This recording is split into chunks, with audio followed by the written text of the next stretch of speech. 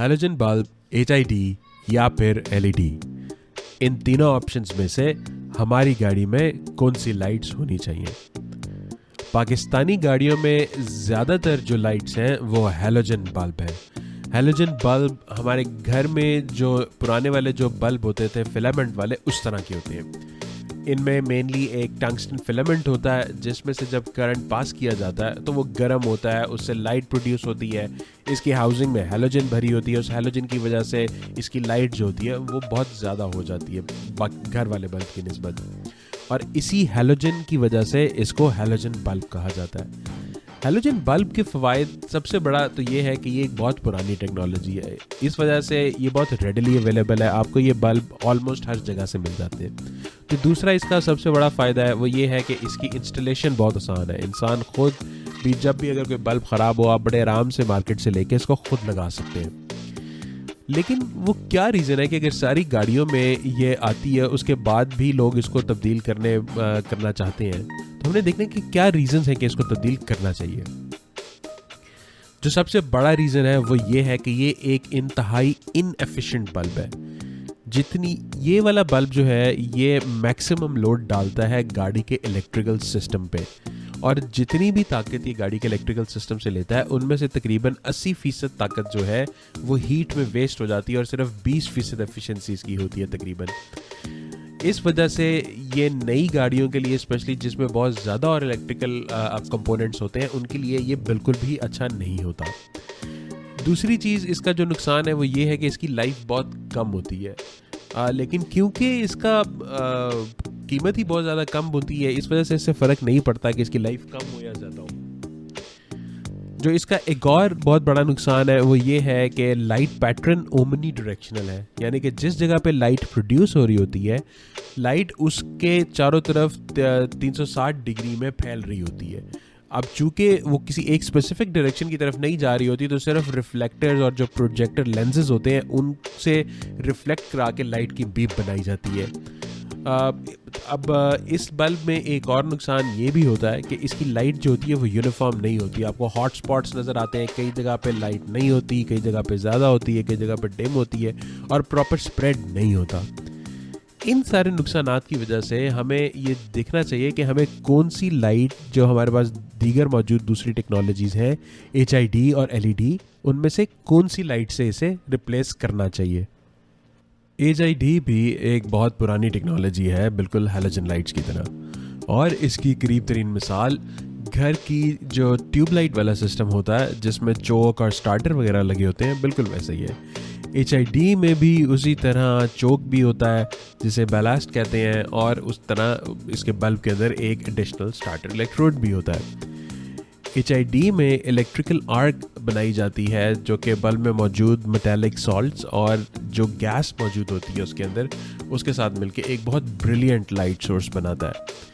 इसमें opposite electrodes physically आपस में जुड़े हुए नहीं होते बल्कि एक इलेक्ट्रिक करंट, एक आर्क सी बनाता है, और गैस इसमें चूँकि ज़्यादातर जीनॉन इस्तेमाल की जाती है इसलिए बहुत सारे लोग इसको जीनॉन लाइट्स भी कहते हैं।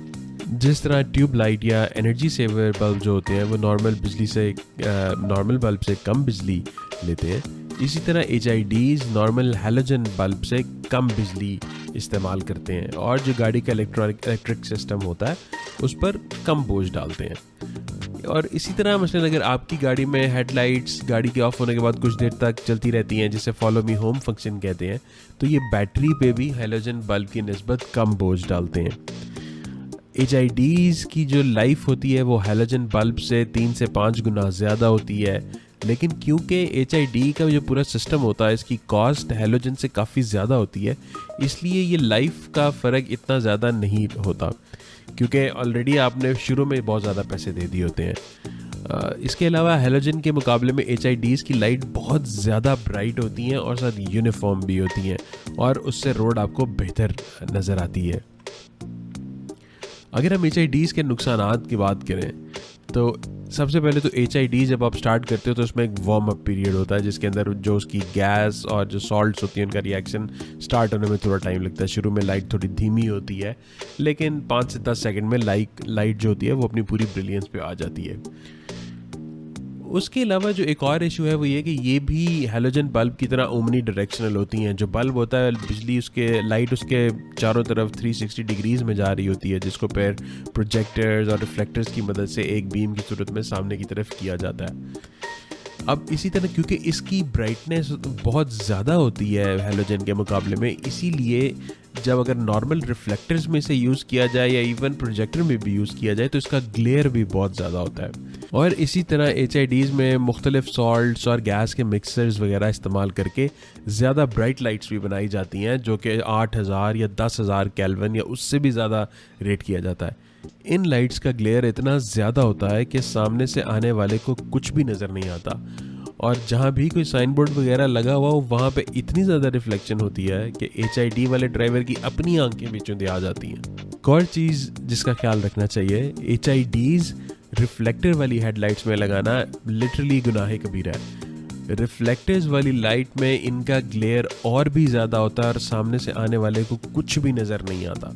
इसके अलावा HIDs वक्त के साथ अपनी एफिशिएंसी जो है वो लूज़ करती जाती हैं, क्योंकि उनके अंदर जो गैस और जो सॉल्ट्स होता है वो कम होते जाते हैं, वो इस्तेमाल होते जाते हैं। एक एस्टिमेट के मुताबिक ज़्यादातर HIDs जो है वो 1500 से 2000 घंटे इस्तेमाल के बाद अपनी 70% एफिशिएंसी लूज़ कर गई होती हैं। HID जैसे जैसे पुरानी होती जाती है उसके बैलास्ट या चोक पर और ज़्यादा लोड आता है, उसको और ज़्यादा वोल्टेज रेगुलेट करनी पड़ती है, और फिर एक टाइम ऐसा भी आता है जब चोक अपने हाथ खड़े कर देती है कि भाई बस अब और नहीं मैं कर सकता, और फिर जो है वो HID का जो सिस्टम होता है वो फेल हो जाता है और बल्ब ख़राब हो सकता है और इवन बैलास्ट भी ख़राब हो सकता है। इसी तरह HID की इंस्टॉलेशन जो है और सिलेक्शन वो एक बड़ा मुश्किल प्रोसेस है। गलत तरह की HID की सिलेक्शन गाड़ी के लिए नुकसानदेह हो सकती है। अगर आपको और डिटेल चाहिए कि कौन सी HID लगानी चाहिए और उसमें किस तरह का बैलास्ट होना चाहिए तो मुझे कमेंट्स में लिखिएगा और मैं फिर उसके ऊपर डिटेल बना दूंगा इंशाल्लाह ताला। एंड डू सब्सक्राइब ताकि आप तक वो वीडियो भी पहुंच सके। बहरहाल इन एनी केस HID जो है वो हैलोजन बल्ब से एक बहुत बेहतर ऑप्शन होती है अगर ठीक तरह से लगाई हो। HID लगाने का सबसे इम्पॉर्टेंट रूल है कि सिर्फ और सिर्फ प्रोजेक्टर हेडलैम्प्स में इस्तेमाल करें और रिफ्लेक्टर्स में मत लगाएं। LED एक लाइट इमिटिंग डायोड होता है। इसमें सेमीकंडक्टर में से जब करंट पास किया जाता है तो एक लाइट प्रोड्यूस होती है। अगर आपकी गाड़ी फैक्ट्री से ही LED लाइट्स के साथ आई है तो it is the best option. ये किसी भी HID और किसी भी हैलोजन लैंप से 1000 दर्जे बेहतर है। लेकिन अगर आपकी गाड़ी HID या हैलोजन लाइट्स के साथ आई है तो क्या हमें वो चेंज करके LED लगवानी चाहिए? इसको समझने के लिए पहले हमें LED के कुछ कैरेक्टरिस्टिक्स के ऊपर देखना चाहिए। LED सबसे ज़्यादा एनर्जी एफिशिएंट है। HID और हैलोजन लैंप्स जो होते हैं वो हीट में बहुत एनर्जी वेस्ट करते हैं और LED उनके मुकाबले में बहुत एनर्जी एफिशिएंट है, जिससे बैटरी पे और गाड़ी का जो इलेक्ट्रिकल सिस्टम होता है उस पर बहुत कम लोड आता है और जो एक्स्ट्रा बिजली प्रोड्यूस हो रही थी वो गाड़ी अपने मुख्तलिफ और चीज़ों के लिए इस्तेमाल कर सकती है। इसलिए ज़्यादातर नई और हाई टेक गाड़ियों में LED लाइट्स ही यूज़ की जाती हैं। LED किसी भी लाइट रेटिंग की बनाई जा सकती है। बहुत ज़्यादा इसको तेज़ भी वो बना सकते हैं और इसको धीमा भी रखा जा सकता है। फिर एक बड़ी अहम चीज़ इसमें है कि जिस तरह हमने पहले देखा कि HIDs और हैलोजन लैंप्स जो हैं वो ओमनी डायरेक्शनल या 360 डिग्री ज़ाविये में अपनी लाइट प्रोड्यूस करते हैं। LED उनकी निस्बत डायरेक्शनल लाइट है और ये सिर्फ अपने सामने की तरफ लाइट प्रोड्यूस कर सकती है, अपनी बैक साइड पे इसके लाइट प्रोड्यूस नहीं होती।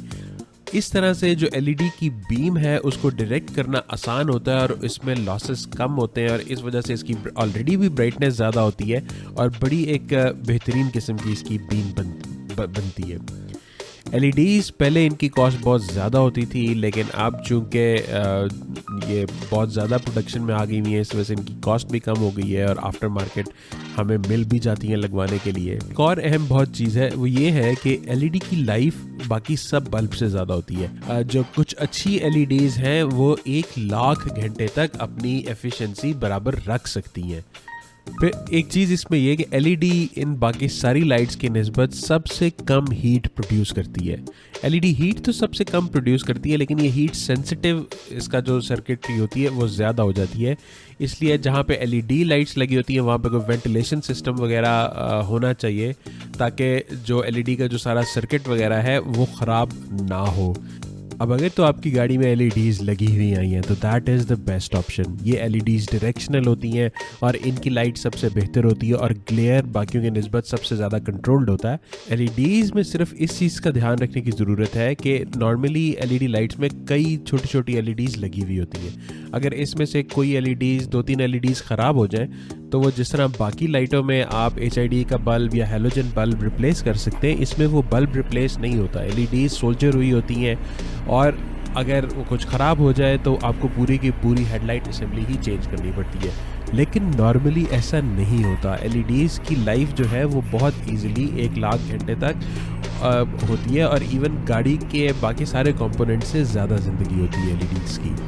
अब अगर आपकी गाड़ी में एचआईडीज़ या हैलोजन लैंप्स लगे हुए हैं और आपने देखा है आपके एलईडीज़ जो है वो इन दोनों से बहुत हद तक बेहतर है और आप उसमें एलईडी लगवाना चाहते हैं, तो हमको मार्केट में जो एलईडी रिप्लेसमेंट रेट्रोफिट्स मिलते हैं वो कुछ इस तरह के होते हैं।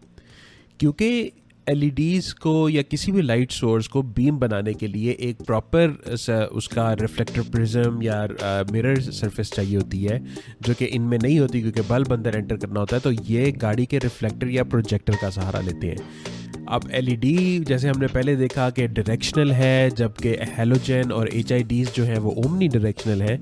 इस वजह से जब ये वाली एलईडीज़ आप रिफ्लेक्टर वाली लाइट्स में या प्रोजेक्टर में लगाते हैं तो ये सिर्फ 2 तरफ लाइट फेंक रही होती हैं और उसकी वजह से अगर अच्छी एलईडी नहीं है आपके पास तो हो सकता है कि उसकी लाइट हैलोजन बल्ब से भी कम फील हो अगर आपके पास प्रोजेक्टर हो, और अगर रिफ्लेक्टर है आपके पास तो उसकी ग्लेयर एचआईडी जितना हो जाएगा और हो सकता है कि उसकी लाइट एचआईडी जितनी ना हो।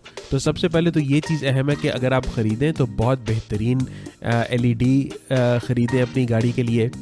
इस पे लेकिन फिर एक बहुत डिटेल वीडियो बन सकती है। Let me know in the comments अगर आपको चाहिए तो मैं उसके ऊपर बता दूंगा, क्योंकि इसके ऊपर स्टेम लेंथ वगैरह का भी बड़ा ध्यान रखना होता है कि वो कितनी है जब आप एलईडी चूज़ कर रहे हैं। ज़्यादातर एलईडीज़ जो मार्केट में अवेलेबल हैं वो इतनी हाई क्वालिटी नहीं है, और क्योंकि वो सिर्फ रेट्रोफिट की गई होती हैं, इनकी कोई स्टैंडर्डाइजेशन नहीं है जो एलईडी बल्ब्स इस तरह के जो मार्केट में मिलते हैं। इस वजह से इनका तजर्बा बाज़ औक़ात अगर अच्छी नहीं है तो अच्छा नहीं रहता। इस वक्त मेरे अंदाज़े में अगर आपके पास गाड़ी में प्रोजेक्टर लैंप्स हैं तो one of the best options is HID lights. एचआईडीज़ एक बहुत पुरानी टेक्नोलॉजी है, वो इस वक्त तक बिल्कुल बेहतरीन हो चुकी हुई है। आपको उसकी प्राइस भी बड़ी रीज़नेबल मिल जाती है, और अगर आप एक इंसानी उसकी कैल्विन यानी कि 4500 से 6000 के की एचआईडी जो है वो अपनी प्रोजेक्टर वाली गाड़ी में लगवाते हैं तो वो बेहतरीन अपग्रेड है। लेकिन अगर आपकी गाड़ी में रिफ्लेक्टर है तो I would request you and I would advise कि कभी भी उसमें एचआईडी ना लगवाएं। ये एक ऐसी रिफ्लेक्टर वाली गाड़ी सड़क पे जिसमें एचआईडी लगी और बाकी सब के लिए न्यूसेंस बन जाती है। इस सूरत हाल में अगर आपको हैलोजन लैंप से गुजारा नहीं हो रहा तो बेहतर है कि या तो फिलिप्स या ऑस्ट्राम वगैरह के बेहतर वाले हैलोजन लैंप्स लगवा लें, उनकी लाइट बहुत बेहतर है, या आप कोई अच्छी क्वालिटी का एलईडी लैंप्स लगवा लें उस गाड़ी के अंदर। और अगर आपकी गाड़ी में हैलोजन वाले फॉग लैंप्स हैं तो खुदारा उसमें कभी भी एचआईडी या एलईडी ना लगवाएं। हैलोजन वाले फॉग लैंप्स में लगी हुई एचआईडीज़ और एलईडीज़ हेडलाइट्स में लगी हुई एचआईडी और एलईडी से ज़्यादा ग्लेयर पैदा करती हैं और आने वाली ट्रैफिक के लिए ज़्यादा मुश्किलात पैदा करती हैं।